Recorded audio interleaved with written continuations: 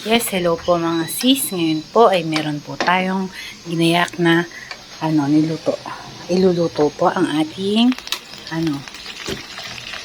pork chop.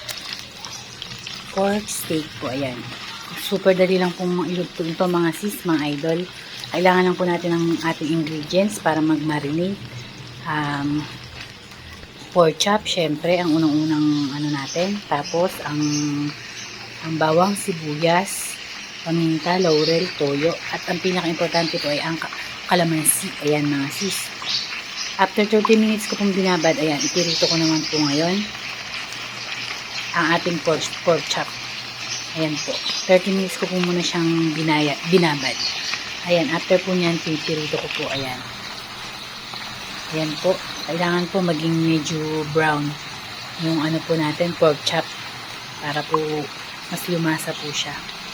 Mas lumasa po yung niya mga sis. Mas masarap po yung pork chop natin dahil mas malasa po siya pag pinirito muna ng konti. Ayan. Kailangan po medyo talagang brown siya. Tapos konting-konti lang po yung mantika na nilagay ko na ang ating olive oil. Tapos ito po ang ating pinagbabaran po. Ayan. After natin ipirito na brown na po ang pork chop. Ayan, ganyan po ako mag pork steak. Ayan. After po nyan na brown na po ang ating pork chop, na pirito na po natin sa konting olive oil. Ayan. Pwede na po natin siyang ibiling muna. Ayan. After po nyan at brown na siya at yung kaba niya yung naluto na rin, pwede na po natin ilagay yung natin, yung pinagbabaran. Kompleto na po yun. Meron ng bawang, sibuyas, paminta, laurel, toyo, kalamansi, magic sarap. Ayan, okay na po yun. Pwede na natin siyang isama ngayon. Ayan po mga sis, after natin pong isama, ayan, hayaan lang po natin siyang kumulo hanggang matuyuan.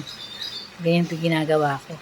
Tapos kung malambot na rin yung karne, ganyan po siya. Super easy lang po mga sis. Ayan. Ayan po mga sis. Hayaan lang natin kumulo hanggang malambot na po ang karne.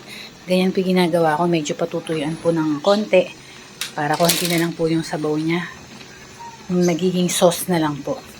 Para masipsip po masyado yung lasa ng karne. Matagal ko po siyang pinakukuluan. Hanggang sa matuyuan po yan mga yan. Nasabaw, tapos lumasa sa karne. Tsaka ko pa lang po mga sis aanahin. Tsaka pa lang po mga sis aanahin siya. Ayan mga sis, thank you for watching po mga sisi ko. God bless po. Ito na po ang ating pork steak. Thank you.